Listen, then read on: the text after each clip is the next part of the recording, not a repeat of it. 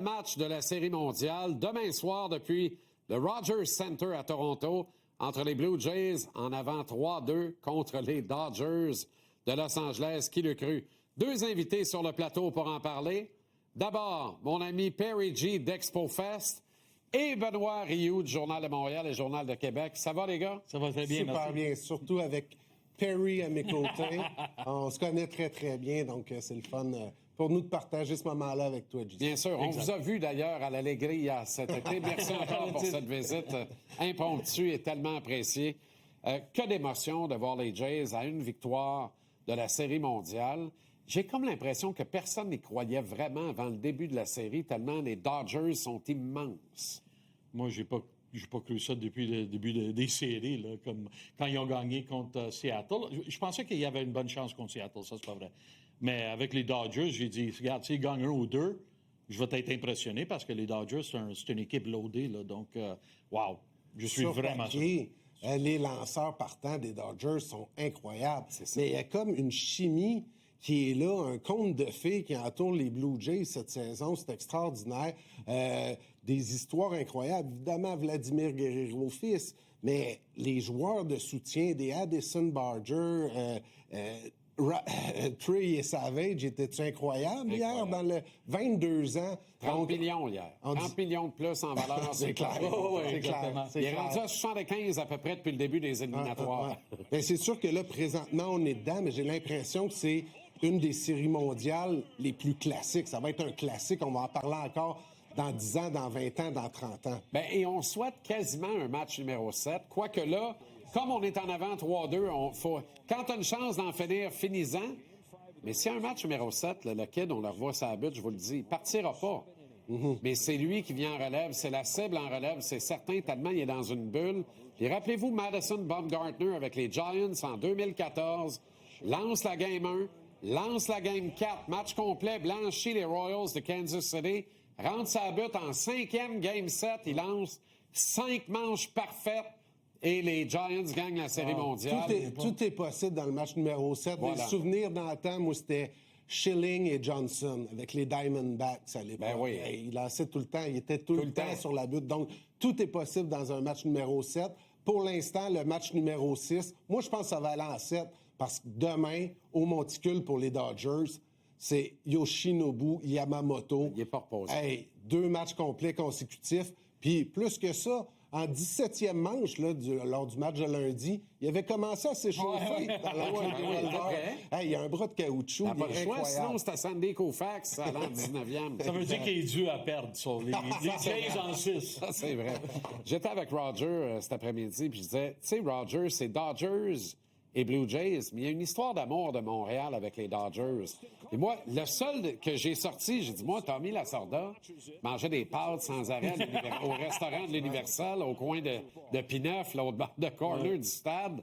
Et il dit, oui, mais il dit, hey, Jackie Robinson, ben c'est ça, là. C'est ça, là. Il y a vraiment... Et pourtant, on est tous Jays, là, avec raison. Ouais. Mais les Dodgers, on n'est pas capable de les haïr, mettons, comme les Yankees. En fait, les Dodgers, il y a une histoire d'amour puis il y a une histoire de haine profonde. Parce qu'il faut se rappeler le circuit d'Eric Monday. Évidemment. Donc là, on parle d'un Blue Monday 2.0. C'était le cas d'ailleurs lors du match du championnat de la Ligue américaine, parce que c'était un lundi d'ailleurs que Springer a fait son circuit. Donc je m'amuse à dire que ça, c'était le Blue Monday 2.0, parce qu'à l'époque, c'était un championnat de Ligue aussi que Monday avait fait ça. Perry, parle-nous d'Expo Fest, qui est relancé avec un calendrier encore une fois extraordinaire, qui va converger avec ce grand gala qui aura lieu quelque part au détour du printemps. Oui, le 25 avril, on a annoncé 2 invités déjà. Pour commencer, Randy Johnson, donc on est très excités. Ouais, c'est comme wow. On court pas après lui depuis longtemps, mais quand même, on savait pas son feeling d'après Montréal, après être ici juste même pas 2 ans. Ouais. Est-ce qu'il est parti en whatever, mais non. Il a dit, regarde, Perry, c'est mon horaire, il est ouvert, j'aimerais bien retourner à Montréal, puis ça nous prit vraiment peut-être 2-3 semaines pour faire le deal, puis regarde, on est 6 mois d'avance, donc on est très excités pour avoir Randy Johnson. Puis là, on vient juste d'annoncer aussi un Canadien de Montréal, Larry Robinson, Ça va être un autre galaxie. C'est Johnson puis Big Bird, alors que Johnson, un de ses faits saillants, c'est d'avoir frappé l'oiseau avec sa rapide.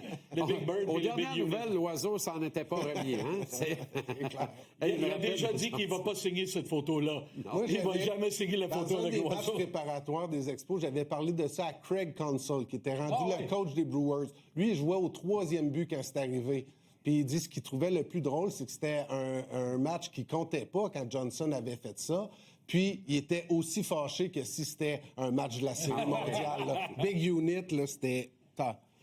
Il y a un encamp actuellement virtuel, Perry, et les gens peuvent miser jusqu'au 1er novembre. Là. Exactement. On est sur les derniers 1000 de cet encan-là. Je vois le chandail du goaler, Martin Brodeur.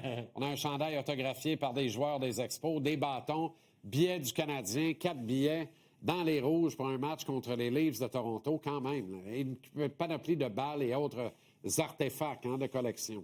Oui, on est très fiers de notre encan. Comme tu as dit, ils finissent samedi soir à 20h. Et puis, tu vas sur exposefest.com, tu cliques, puis tu vas directement sur l'encan. Il y a plus que 120 articles, puis on a toujours une bonne sélection. Moi, j'incite fortement les gens à aller miser parce que des fois, moi, j'aime ça, pour les enfants malades. Je donne un coup de pouce à mon ami Perry. Je m'amuse à faire monter les prix.